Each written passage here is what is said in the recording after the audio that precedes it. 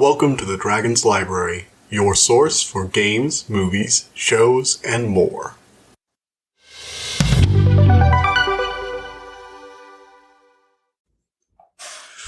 Alright everybody, welcome back to the Dragon's Library. So today, we are talking about Attack on Titan. Yay! Attack on Titan! So, you might be wondering why on earth I'm reviewing this if you've actually been watching the show lately, because you know it's not over yet, and I will get to that. But first, some context about what I'm doing lately. Anyway, I did not finish Obsidian in time. I've been reading it on and off for the last few weeks. I put it down for a little while because I have problems with it. The world and the systems it created are interesting, but I will get into that in the proper review. Anyway, I have not brought myself to finish it yet, so I need something to review. And Attack on Titan's dub is going to be finishing in the next 2 weeks, so it seemed like a good time to talk about it since it's basically over, or Season 4 Part 2 is over, and we just found out that Season 4 is going to have a Part 3. Which means we have to wait a whole another year to see the conclusion of this series. That is ridiculous, and I will get into that, why that is later. So, context. What is this? This is Attack on Titan, an anime series based on a manga series. If you do not know what those are, Google exists. Check it out. Anime's fun. Manga is also great if you want to check that out as well. Attack on Titan is basically a very complicated show, and it's a show with a lot of twists and spoilery stuff that I'm not going to get into in this review for the most part. I will be talking about the first major twist in the series, in my opinion. The one that happened in Season 1 during the Battle of Trost. If you know what I'm talking about, then you probably already figured out, oh yeah, that twist. That's not really much of a twist. It's the premise of the series. Yeah, but we didn't know that was the premise of the series. So, today we're talking about Seasons 1 and 2. The reasons why is because I wanted to talk about the series as a whole. I actually thought it was going to be ending this year, and so I was hoping I'd be able to talk about the whole series. But when Season 4 got broken into 3 parts, because, you know, you did Season 1, Season 2, Season 3 Part 1, Season 3 Part 2, and then Season 4 was going to be 1, 2, and 3. Because that makes sense, right? Like, I don't knock it, because the anime's quality has definitely gone up when they started splitting seasons into parts, allowing them to put more quality and focus on smaller segments of the story and not fill as much filler and boring bits. They've been able to focus on the parts that matter. It is good for the medium as a whole. And I actually have a whole conversation about how Attack on Titan kind of exemplifies a growing trend in the anime community and the development of anime as a whole and how it shows anime's growth from the early 2010s onward. I'm actually working on an actual video about that. It will be going on my YouTube channel, and it'll be the first in what I hope will be a reoccurring series. Like I hope that reference section thing would be a reoccurring thing, called The Dragon's Lectures. So, if you guys could check out my YouTube channel, I know, shameless plug, but I would very much appreciate if you could check me out there. I'm really trying to do something new. I've been streaming. I've been trying to put myself out there with this stuff, get more content going. So if you like my podcast, check me out there. I stream, and I'm really trying to get my first actual pure YouTube video, like a video lecture over there. Hope it turns out well. I almost finished the script. Cross fingers. Anyway, moving on to the actual show. The basic premise of Attack on Titan, and this will have a spoiler for the very first episode, so it's literally just the twist at the end of that episode when the world changes. You know, every story has a status quo that gets broken early on so that the plot can get into motion, because if we have a status quo that's comfortable, nobody's going to move. Or you can make it about how nobody wants to move on. There are shows that break this rule, but they are exceptions, not the rule. So we're going to avoid them for the moment. Anyway, the premise of Attack on Titan, and I'm being very careful, this is the premise as we knew it in Seasons 1 and maybe 2. Basically just a Season 1. The opening is, humanity has suffered some form of apocalypse back in like the days of castles and cannon, so medievalish era. We've gotten a little more advanced since then, about 100 years have passed, and we believe all of humanity has been become extinct except for everyone who lives inside the walls. The thing that killed us all? Titans. These monsters are giant, naked humans without genitals. Basically all of them are male, and they have creepy, effed up proportions and smiles, so they're basically pure nightmare fuel. Think procedural generated human beings as monsters by way of the internet. And you kind of get the style they're going for there. Very messed up proportions, weird glassy eyes while they devour you whole. They're cannibals. They eat human beings.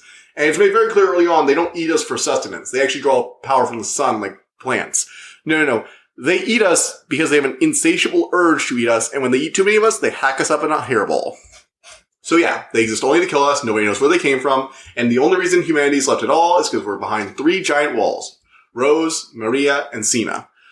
These 3 layers of walls create a class structure, the giant outer wall where you have all the fields, the, Rose where you have you have some fields, but mostly it's middle-class people, and then you have the inner wall, which is where all the nobles are. Well, at the beginning, we have Aaron. He wants to join the Scouts to reclaim the outside world for humanity. The Scouts are considered, not great. So, his father's a doctor. He's going to show him what he's been working on in the cellar. His mom doesn't want him to go. His typical, he'll become a scout and go seek out what's going outside the walls and be free from this cage. Well, and maybe a normal story, but, we've seen too many normal stories, so we gotta have a twist to it. So, after Aaron runs away from an argument, he's sitting with his friends, they see a flash of light, and suddenly, a colossal titan that stands even higher than the 100-meter walls that guard them from their monsters rises from a pillar of smoke and steam. With a single kick, the outer layer of wall rose is brought down. And then another mysterious titan, garbed in some kind of organic armor, busts through the inner gate in the outer segment of the wall. Basically, the walls have these little pockets that are supposed to draw titans to them, so that they're not scratching on the whole wall, so they don't have to basically guard over most of it. Think of them as little bait canisters. They're also the weakest sections of the walls that allow for exits, and the Colossal Titan kicked in the weaker pocket gate. Everybody ran for the main gate, but then while it was being brought down, still vulnerable, the Armor Titan, as it comes to be called, barrels through it and manages to open up a giant hole. And so the man-eating titans pour into the walls for the first time in a century. And humanity suffers near extinction. Basically, Rose was where all the farmland lives, so there's famines. Half the refugees are sent to die in some pointless suicide mission that nobody expected to take back the walls. And everything sucks. The main trio joins the military, and they set off to discover the truth of the Titans, take back their home, and explore the outside world. They want to be free, away from this wall confinement. And that's the series. You got your main trio, Armin, Mikasa, and Eren. They're, the friend group. Mikasa is the protective, adopted older sister of Eren, who's definitely in love with him. You got Armin, the best friend and the idealist, the strategist. And Eren, the reckless idiot. Mikasa's kind of the badass. Eren's the underdog-ish. He's very determined. Very quick to anger, but also clever when he needs to be. And he's got a strength of will that most of the protagonists. So he's your protagonist, isn't it? Yeah, he's a shonen protagonist, but edgy. I say that because he kind of is. Don't get me wrong, I like Eren, especially what the later seasons have done with him. I think his character is extremely fascinating as a depiction of the cycles of war and the effects it has on people, and especially the people who are later villainized and demonized, and how they became the way they are. Eren is a very interesting character. He really is. I like him a lot. I know a lot of people hate Eren. They think he's really idiot, but I think his character is fascinating. Granted, in the beginning, you will probably dislike him a bit. I know he found him a bit annoying at first, but he grew on me, and he will grow on you.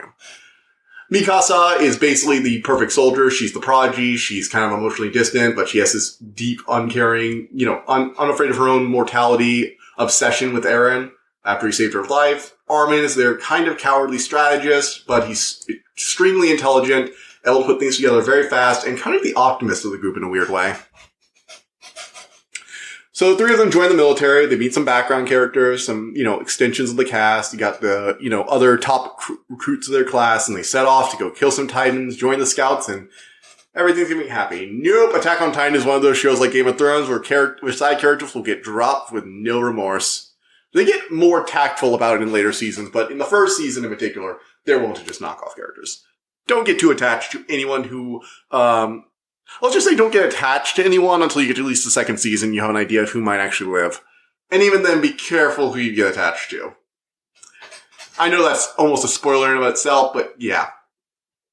There are massive spoilers for the show because it goes in weird directions. Now, anyone who knows about the show at this point knows about this, but I will warn you, there is a spoiler for season 1 coming up, okay?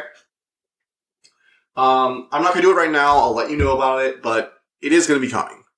So, we got our main characters. We got Jean. He's kind of like, I want to go to the military police, but after events change, he goes to war. He decides to fight for what's right and to seek answers and justice for those who died. You got Sasha. She's a lot of fun. She's constantly hungry because she grew up in a famine. And she's very skilled marksman. Kind of a weirdly almost like natural, if that makes sense.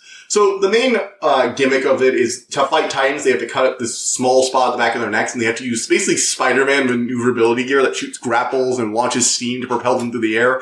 Which means this show, well, I guess we're moving to technicals now.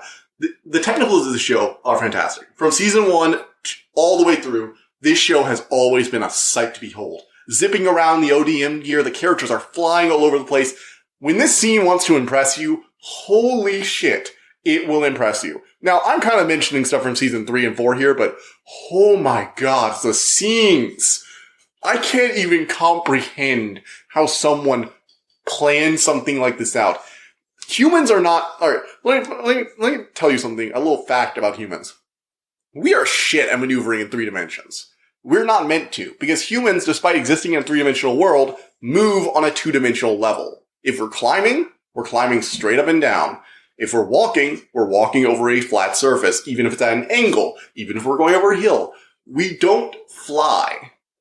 Humans' brains are not built for the kind of quick 3-dimensional movement that you need at those high speeds. This show says, screw that. What if humans could do this anyway like Spider-Man? Let's do it, baby. And oh my, it looks gorgeous. Now, don't get me wrong, the show isn't like a technical marvel in the first season.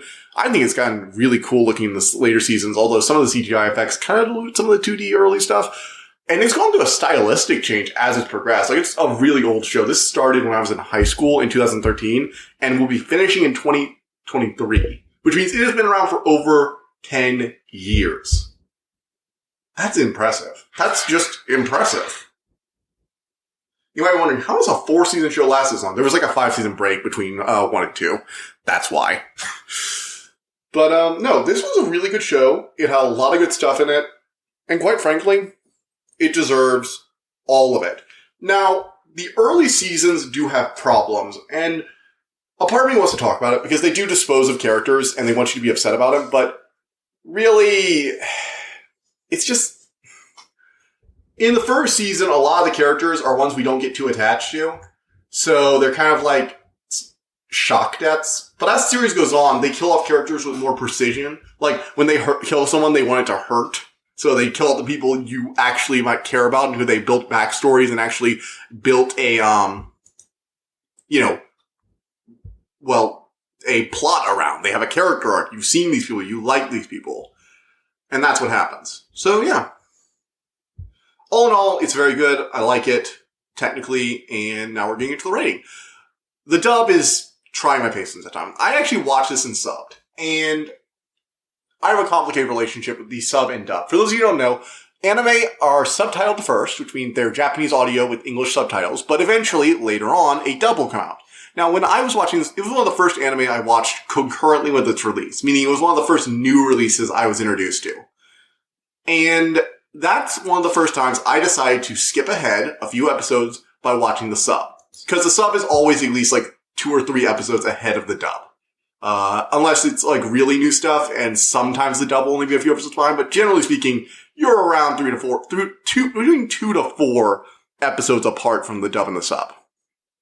Which means if you're watching the dub, and you get to a cliffhanger, and you want to know what happens, there's that temptation. Do you take the subs? Because once you take the subs, you can't really go back. Because to go back would mean waiting 4 weeks to find out what happens next. And I bit the bullet in high school, and I become obsessed with this show whenever it comes on. So even if I miss its initial release, like a few times, season 3 part 2 and season 2, I missed the first few days of its coming out. First few weeks, I didn't realize it was out yet. So I ended up watching the dub up until I got to the sub and then switching back. So I can't really speak much about the dub as a whole. However, what I have experienced with the dub, and I have gone back and watched this dub, I'm not a huge fan of it. I don't know if it's the cultural difference or the writing. That's the problem. So when you read something as subtitles, but you hear it as Japanese, it doesn't, even if a line is dumb, it doesn't sound dumb. Because there's that cultural divide, that logic gap between the audio, you can hear the emotion in, but you can't hear the words in. Like, you can put a lot of emotion into some really dumb words in English. And if you say it out loud like that, it will come across as cheesy and dumb. But the English dub, I don't know, the acting is just, it feels off in the first few seasons. Now, I will admit, it got way better in the later seasons. Season 1, though, I don't know, it's just, maybe for me personally, I've just never liked the dub of Season 1, Attack on Titan.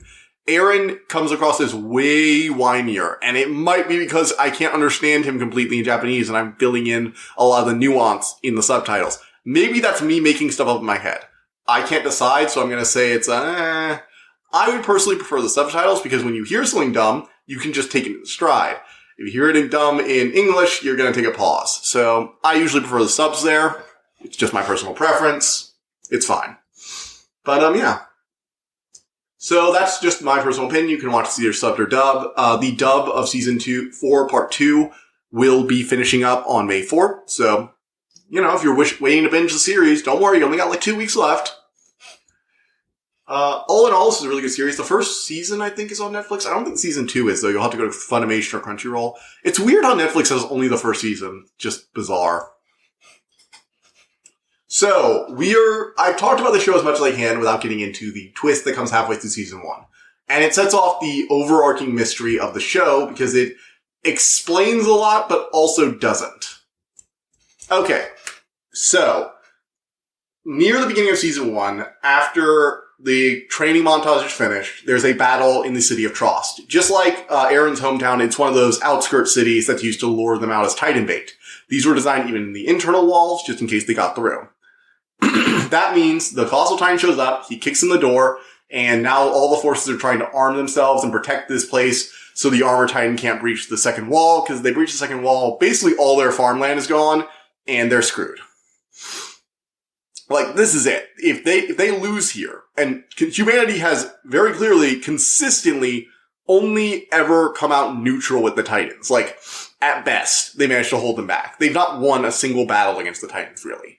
No one has. You don't win against the Titans. You concede less. Like, most people just assume Trost is already fucked. Like, even if we could do anything, Trost is fucked. The best we could do is hope to barricade the gate, inner gate enough that they can't get through. Get the civilians out, get that gate down, and protect it from the Armor Titan at all costs, no matter how many lives it takes. Because otherwise we're all dead anyway.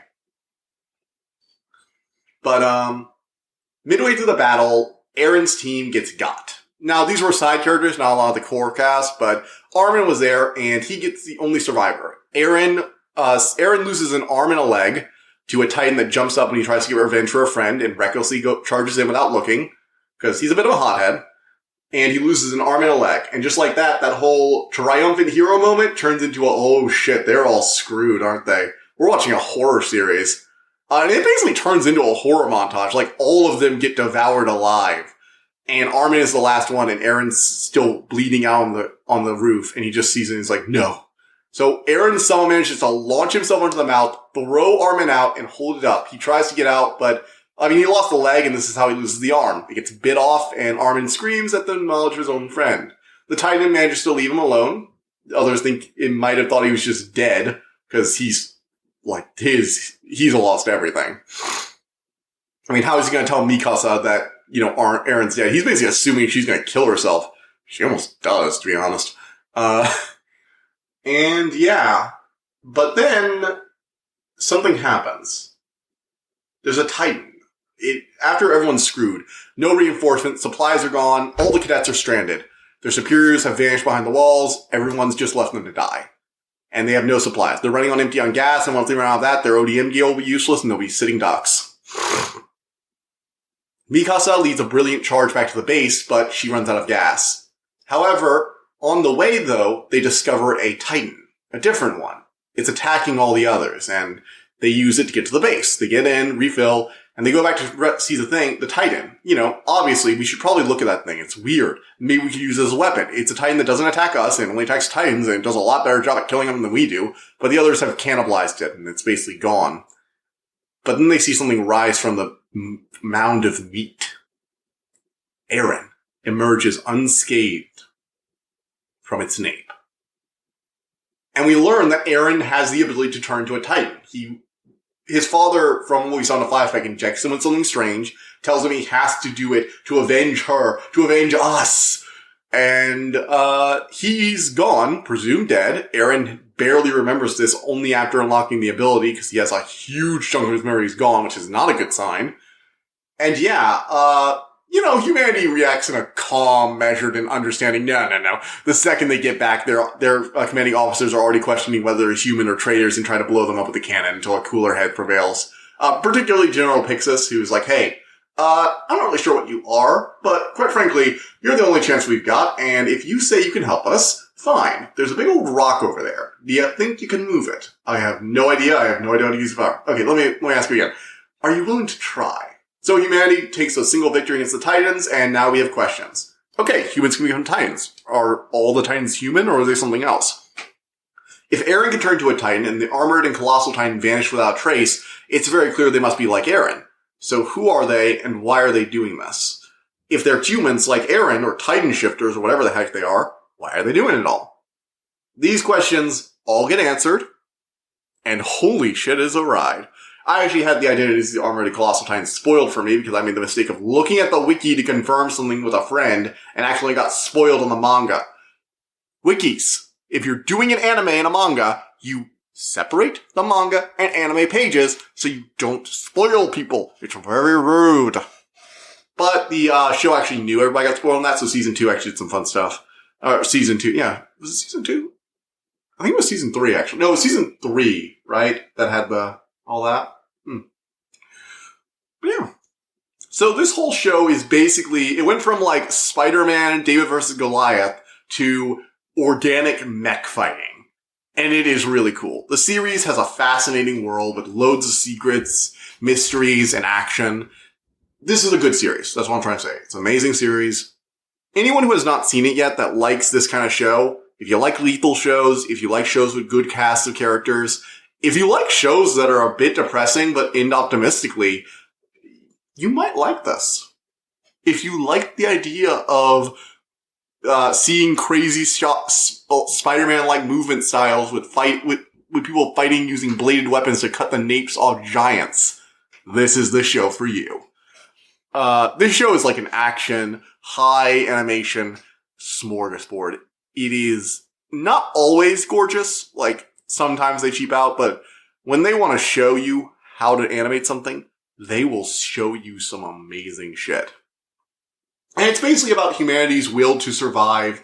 At first, it's about humanity's will to survive, even in the face of overwhelming odds. It shifts to who is the real enemy, the use of tactics that paint the opposition as an other in order to rally the masses so they will not rally against you.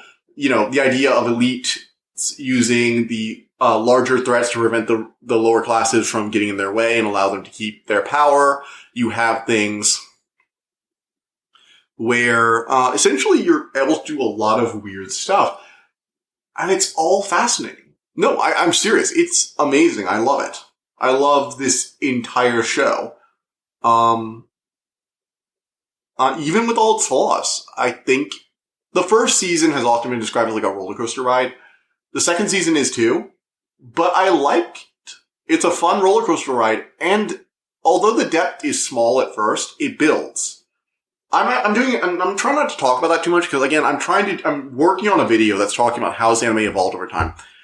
But it starts very much in the early 2010 mindset of main cast, background characters less important, maybe one or two of them stick out, focus on the main character. And over time, it develops into the point where these side characters are almost taking over as the protagonists. And it's very interesting and fascinating. And I will be doing a video on that. I do not want to abandon this one because I feel very strongly I can do something with it. And I can say something that has not been said. which is really important to me, because I don't want to just make a video talking about the same things that other people have already said online, but so many people have talked about so many of the things I love so much that I feel like I can't talk about them. And I'm glad I can talk about this a little bit more, because I think I have something to say. I'm mostly doing this review, though, because I want to have context for when I do the Season 3 and 4 review next year. So, I also didn't have any other major things to review that right now, because Obsidian's not done with, so again, that's just the card for Dull. All in all, I'm not really going to do a spoiler section here. Don't think I really need to. If you want to know more about this show, go watch it. Because I don't want to spoil this. I feel like if you haven't already gotten spoiled on the show, if you don't already know what's going on here, you just need to watch it. It is, I know popular things have this thing where, like, if enough people like something, people are just going to snub it because, like, oh, it's just that thing. But Attack on Titan is a weirdly special show. It's not like some perfect masterpiece, but it's unique in a lot of ways that I didn't think it would be. And so, I'm going to say I don't really want to do spoiler talk. Mostly because this is a very old topic. And with older topics, if you want to talk about spoilers, you kind of, like, do. But at the same time, I know people do sometimes like my spoiler sections. So, the compromise I'm making.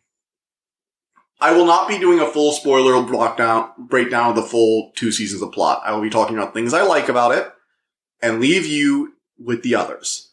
I will not be spoiling the identities of the Colossal and Armor Titan here, because I am pissed that I would have spoiled. But I will mention that when they come up, the show actually plays it around very quietly and has them almost reveal themselves in the background. Literally in the background of a scene. Because they knew so many people had already had it spoiled for them.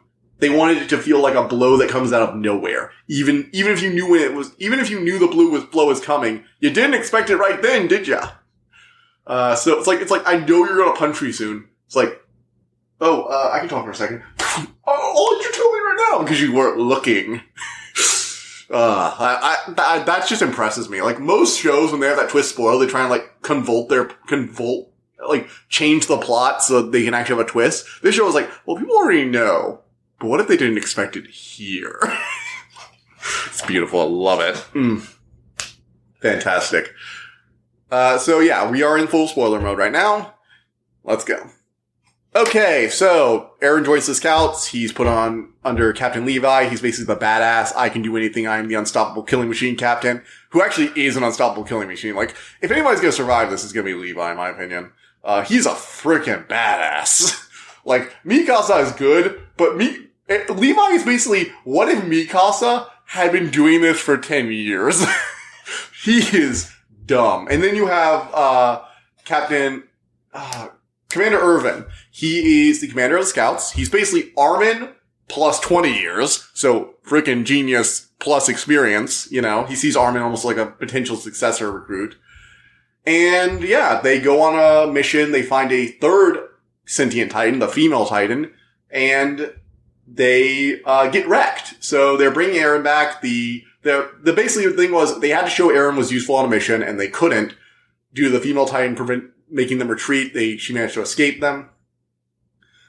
So Eren's gonna be turned over to the military police, who are probably gonna execute him. And with Eren's death, any chance they have of finding the secrets under Shiganshina, reclaiming Walrose, that will all go away. Without Eren's ability to lift the giant things, to seal the giant holes, they just don't have the technology to seal those holes any other way, so they need him. So, they lay a trap.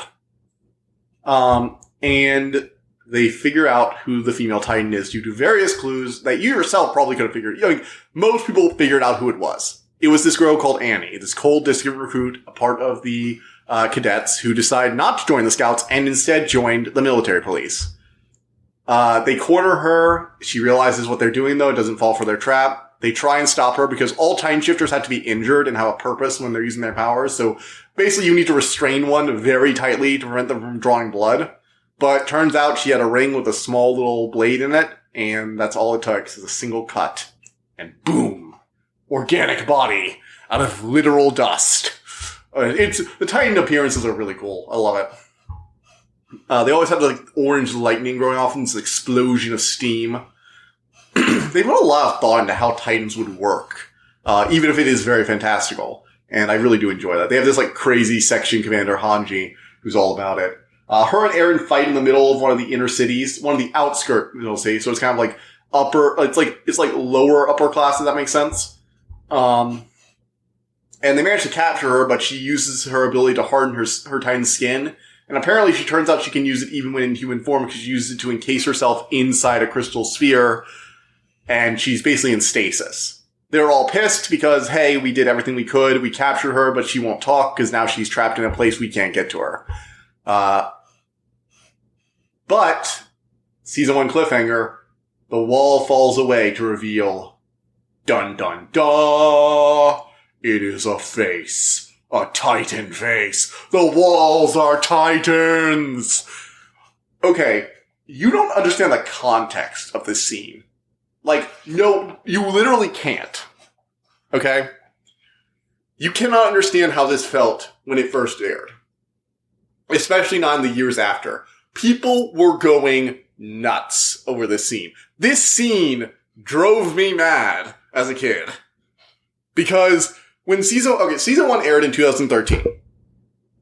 And season 2 aired, and I have the wiki open right here, in 2017.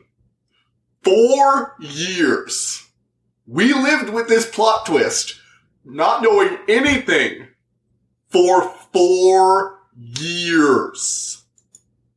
Do you know how insane that was? Like, how actually insane. Like, it makes me want to it makes me want to rip my hair out. I obsessed. I watched this show like 5 times trying to figure out what the hell is going on. Okay, so the Titans are definitely human. The walls are made of Titans. What is not made of Titans? What isn't a Titan in this world? It is fascinating to me how much this one plot twist turned this show, which was pretty basic, it's an us versus them thing, into this, what the fuck? What is our world? Like, think about this. They're being protected from Titans, who might be human, by walls made of Titans, who might be human. Who the fuck is the enemy here? And that's when this devolves into basically an examination of war, its use in keeping power to those in power, and its effects on populations who are constantly under it. The show's themes blossom from this revelation. Eren becoming a Titan was one thing. People gaining some supernatural ability to become like the monsters. That'd be like if you could the world was under siege by like aliens and you found a way to turn yourself into like a half alien and fight them back with their super psionic powers or whatever.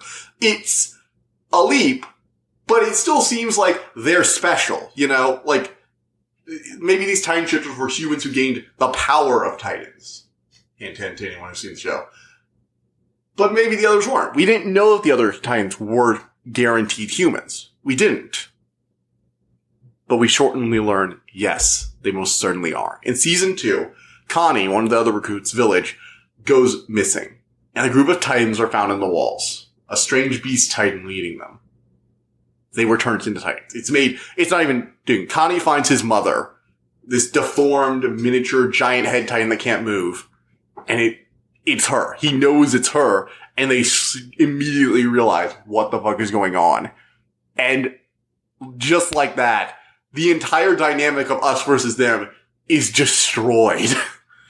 This thing becomes way more interesting than just fighting against the apocalypse. Like, it doesn't just become basically a weird anime apocalypse, a zombie apocalypse, which this show was actually compared in its own trailers to The Walking Dead, okay? So they knew what they were doing. No, this is far more interesting than just giant magic zombies.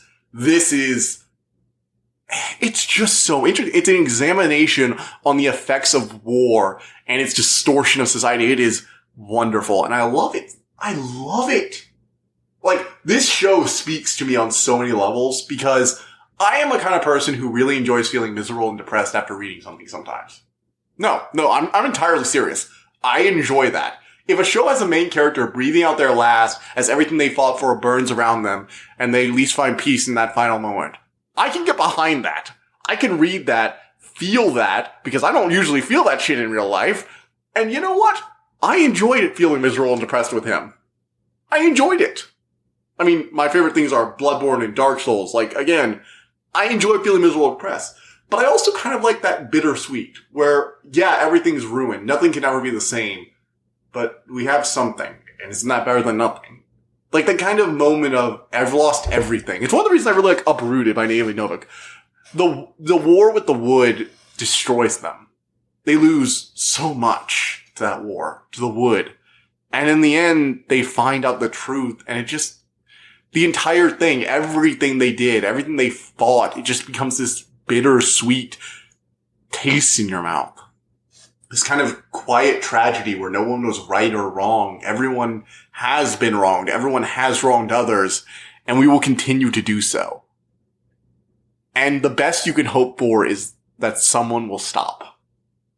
And if the main character does it, congratulations. That's the happiest ending you will get in stories like this. And that's what Attack on Titan reminds me of. Like, I don't know what's going to end. I have not read the manga, but I can tell. I don't want to spoil, but I do not think Aaron's going to get a happy ending here. I really don't. And at the same time, I don't want to spoil, but Aaron's actions have become very... I can't say anything more, but let's just say, I don't hate him. Even though I should, I would hate anyone who did these actions if I did not know what he has been through. If I did not know why. And that's the thing. It shows the flaw in the idea of pure evil. And I really can get behind it because it's both miserable and depressing and kind of hopeful because it thinks we might actually get past it. It's nihilistically optimistic. You know what? That's what I'm going to call this. I'm going to call things like Uprooted and Attack on Titan nihilistically optimistic. They're optimistic in the end, but their actual outlook is really bleak. And that resonates with me. I'm the kind of person who can enjoy the pleasures of life, so I definitely believe in things being happy, being able to enjoy things. But I also think most things are shit. Most things have immense flaws. The world is kind of fucked up. It doesn't have a purpose or a meaning, and we're just gonna sputter out for a while. We're just gonna sputter and eventually die. That's just everything. This world, our societies, everything around us, the universe itself. One day it's gonna be there, next it's not. That's just the cards we're dealt. And unless I see something to show me otherwise, I do not believe in any form of higher being. So I think that once we're gone, that's it. There probably isn't anything else around us. We haven't found aliens yet. So, for all we know, we're a fluke. But that doesn't mean we can't enjoy what we have while we have it, And I know that seems weird. That something can be both depressing and optimistic. But I think Attack on Titan nails it really well. And that's why I feel very passionate about it. I started this review 30 minutes ago. And I've spent 14, most of the spoiler talk I feel like I've spent talking about its weird tone. And I really like this tone. Because you have things like Game of Thrones where everything is just terrible. There is no good. You might have the protagonists who are less horrible than the others, but that world is just kind of fucked. There's no saving that world. Attack on Titan's world isn't completely fucked. There is a chance, no matter how small, that it could keep going a bit longer. It isn't like Dark Souls, where the only option is to continuously burn people alive to extend this dying, withering age until we're all nothing but ash scattered across the fields to the largest fire until that finally fades because there's no one left to tend to it. It's not even that. I think we can get past these problems, but these problems are so vast that they threaten to consume us all. And that's kind of what Attack on Titan means to me. It's nihilistically optimistic. And I love it for it. So yeah, that got a little personal near the end. Sorry about that. I don't know, it came over me. I didn't plan that. I swear I did not. That's actually not in my notes at all. It just kind of came to me while I was recording. And it feels right. So, gonna keep it in. Alright. Well, that has been my spoiler talk. I know it's not really the usual spoiler talk, but I do genuinely think you should experience this yourself. If you've gotten this far in the review without having watched this first, I feel bad because you've had huge chunks of this spoiled for you. Don't do this to yourself. Come on. Watch things. Enjoy the twists. Enjoy the roller coaster. But, yeah. I will see you guys next time. This has been The Dragon's Library as a last minute updates on what's coming next. On Tuesday and Thursday next week at 6:30 on my YouTube channel, link in the description, you can see me streaming The Cruel King and the Great Hero. It's where the Demon Dragon King raises the daughter of the Great Hero. Her name's Yu, and he's super overprotective of her, but he lets her go on little mini adventures. And it's fun. It's a really nice, relaxing, enjoyable game that's not nihilistic at all. It's very hopeful and uplifting and, storybook-esque. Very fairy tale style, but with a weird twist. I like it so far. Although I'm not going to be able to give it as high a score as I want because it is constantly crashing. I've had 10 different crashes with it on my Switch. This is a console. Gotta love that extra stability that comes with consoles, right? So yeah, having problems with it, but I am really enjoying the aesthetic, story, and gameplay, so it's probably going to still get like a 9 from me, unless they screw this up or it gets really tedious. Who knows? That's what I'm streaming right now. Next week, I will also definitely be finishing Obsidian. For real this time. I'm finally going to review that book. And I'm not sure what else I'm going to review there. I haven't scheduled anything for that day. I am currently working on overhauling my scheduling system, so look out for that in the future. See you guys next time. Bye. I hope you enjoyed listening to this episode, and thank you for listening to The Dragon's Library. Please subscribe to this podcast to be notified of new episodes. The Dragon's Library releases new episodes Tuesday and Friday each week, and you can follow us on Twitter at dragon_library2. If you want to suggest an episode topic, my email is in the description below. And as always, thank you so much for all your support.